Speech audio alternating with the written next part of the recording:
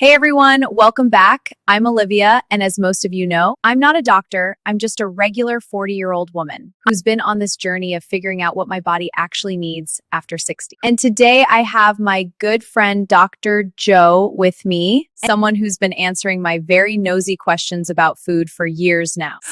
Olivia, your questions are never nosy. They're exactly the kind of questions most patients are too afraid to ask their doctor.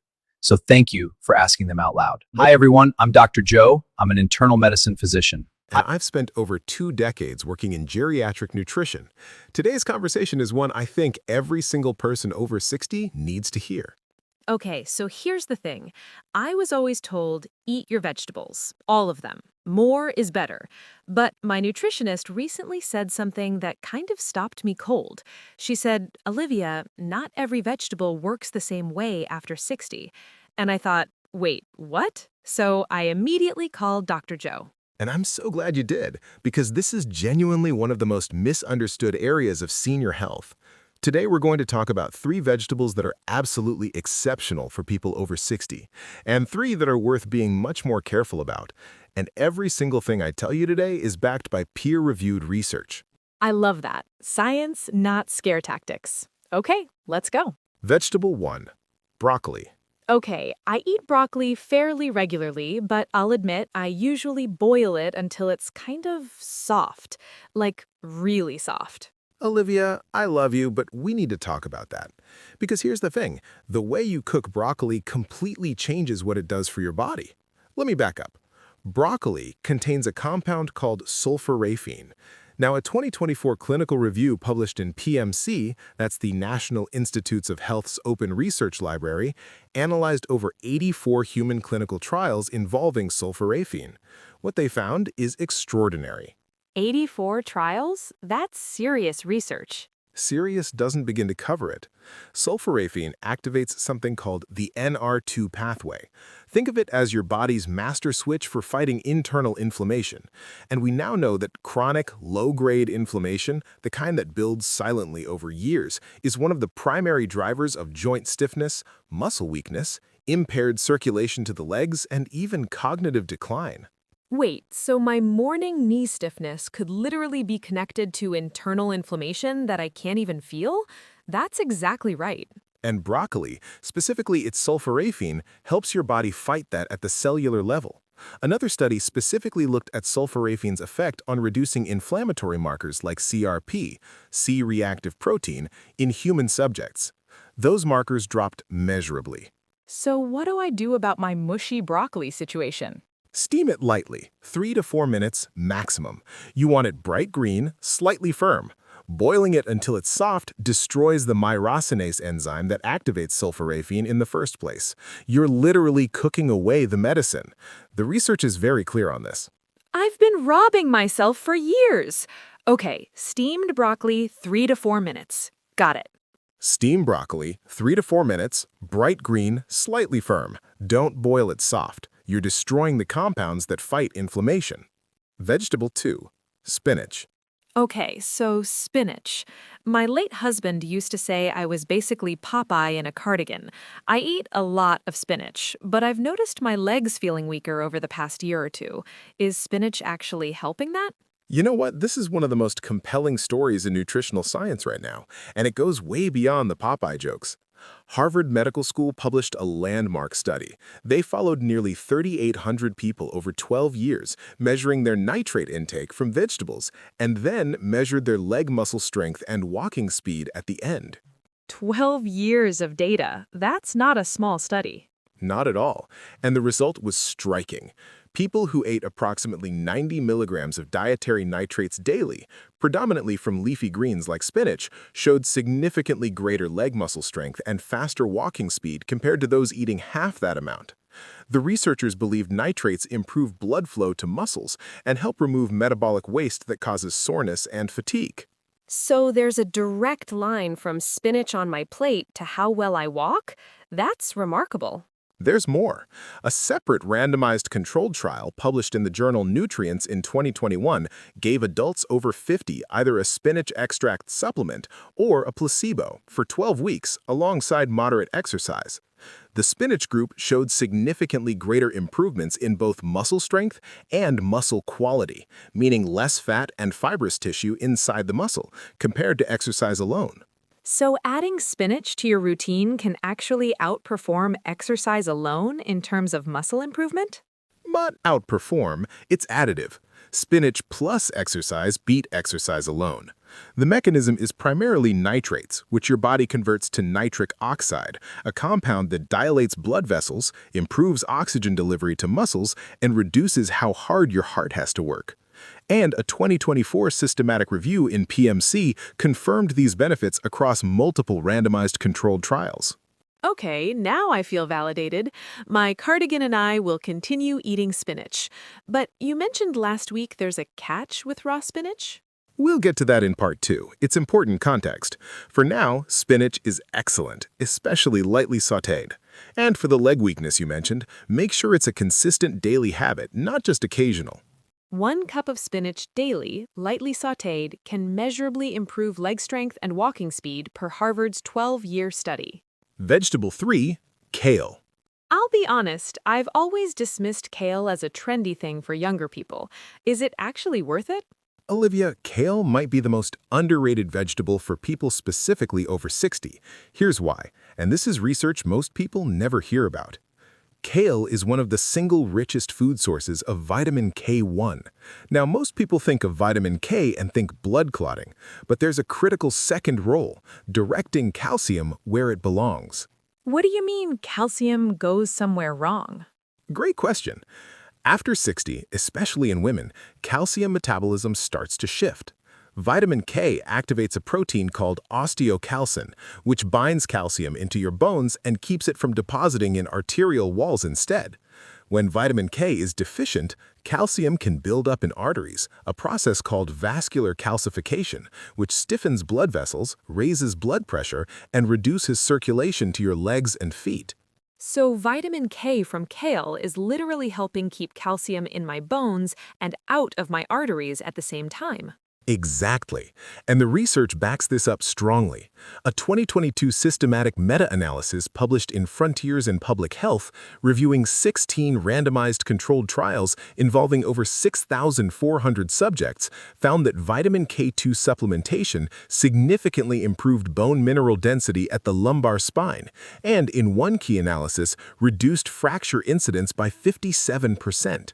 57% reduction in fractures? That's not a small number. Not small at all. And this is particularly critical for seniors because hip fractures and vertebral fractures are one of the leading causes of loss of independence. A separate 2023 NIH-indexed review confirmed that vitamin K, particularly from whole food sources, plays a meaningful protective role in bone quality beyond just density. So how do I actually eat kale? Because raw kale feels like eating a dish sponge. Massage it with a little olive oil and lemon. Seriously, for about a minute. It completely changes the texture and bitterness. Or blend half a cup in a smoothie with banana and mango. You will not taste it. Or sauté with garlic. 10 minutes, beautiful. Any of those work perfectly. Kale's vitamin K1 helps direct calcium into bones, not arteries. Massage raw, blend in smoothies, or sauté, especially important for women 60+. Okay, now before we go into this next section, I want to be really clear about something. We're not here to scare anyone. None of these vegetables are poison, but after 60, your digestive system, your immune system, and your vascular system all change in ways that make certain foods interact with your body differently than they did at 40. So this is about awareness, not elimination. And this is what I love about talking to Dr. Joe. It's never black and white. Okay, let's start. Caution vegetable 1. Raw spinach in large daily quantities. Wait, you're telling me one of the caution vegetables is spinach? We literally just said spinach is amazing. It is amazing, but this is the nuance. Context matters enormously. Here's the issue. Raw spinach is extremely high in oxalates. These are naturally occurring compounds that bind to minerals like calcium and magnesium in your digestive tract and prevent them from being absorbed. For younger adults with robust digestive systems, this usually isn't a significant concern, but after 60, mineral absorption is already declining naturally. So if I'm eating massive raw spinach salads every single day, I might actually be depleting my own mineral levels? Potentially, yes, especially calcium, magnesium, and iron. And magnesium specifically is something a lot of seniors are already borderline deficient in. Low magnesium contributes directly to muscle cramps, nerve sensitivity, and impaired muscle contraction. That leg cramping at night that so many older adults experience. Oxalate-driven mineral interference is sometimes a contributing factor. So it's not that spinach is bad, it's that daily raw spinach in large amounts can work against mineral absorption. Precisely. The National Institutes of Health's Office of Dietary Supplements specifically notes that cooking spinach significantly reduces oxalate content, typically by 30 to 50%. So sautéed spinach, spinach in soups, spinach in cooked dishes, all of those are excellent. A giant raw spinach salad every single day, worth rotating out or reducing. So the message is, cook it most of the time, raw occasionally is fine. Exactly. It's a quantity and preparation issue, not a never eat spinach issue. Caution vegetable 2, white potatoes as a daily staple. Okay, I'm going to be very quiet for this one because I eat white potatoes at least 5 times a week. Mashed, baked, you name it. You're in very good company. Most Americans do. And again, this isn't about never eating white potatoes. It's about frequency and preparation, especially given what we now know about blood sugar management after 60. Here's the data.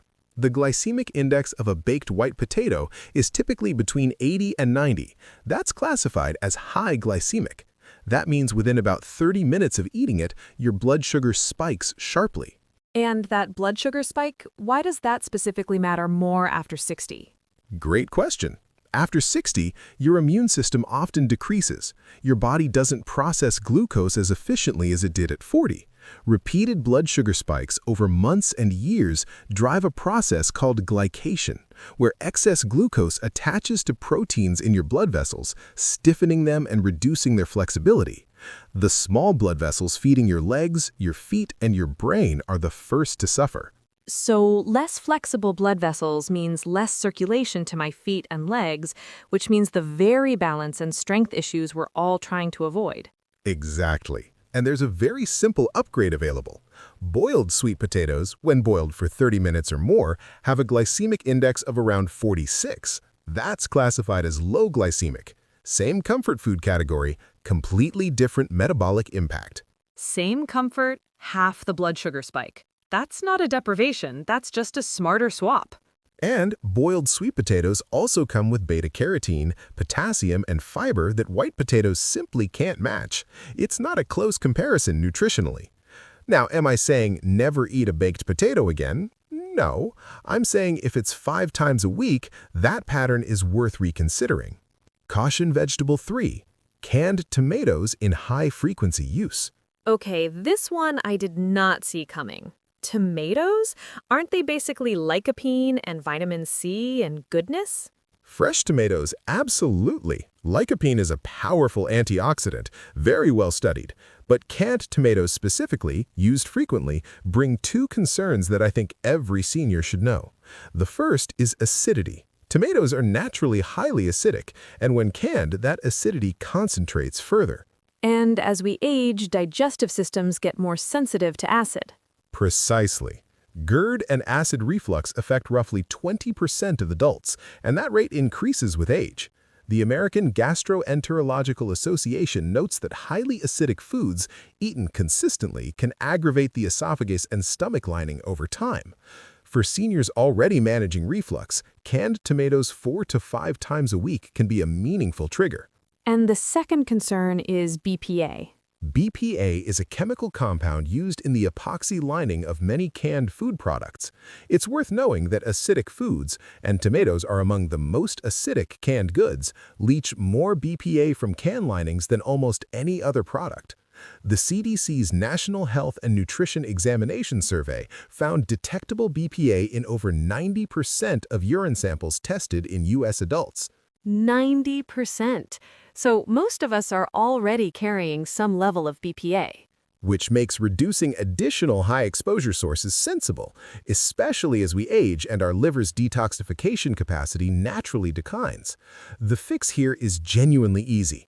Fresh tomatoes when in season, or glass-jarred or Tetra Pak tomato products. Same taste, same lycopene, meaningfully lower BPA exposure. Glass jars or cartons instead of cans. Easy switch. I didn't know this, and I cook with canned tomatoes several times a week. And that's exactly why we have this conversation. Knowledge is the tool. You're not failing by not knowing, you're succeeding by learning now. Okay, I walked in here today thinking I had a handle on vegetables. I clearly did not. So let me try to pull this together for everyone listening.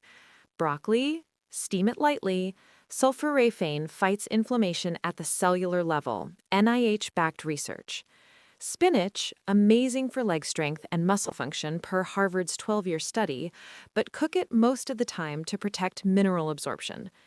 Kale, vitamin K1, directs calcium into bones and away from arteries, especially important for us post-60 women. Have I got that right? Perfect. And on the caution side, raw spinach in big daily quantities. Reduce the amount or cook it. White potatoes as a daily staple. Swap to boiled sweet potato for the same comfort with dramatically less blood sugar impact. And canned tomatoes frequently. Switch to glass or carton for the same flavor without the BPA and acidity load. None of these are terrifying revelations. They're just small, smart adjustments based on actual science. That's the whole point. Aging well isn't about following rigid rules. It's about understanding what's changed in your body and making thoughtful, evidence-based decisions. Every single meal is an opportunity to support your strength, your circulation, your bones, and your independence.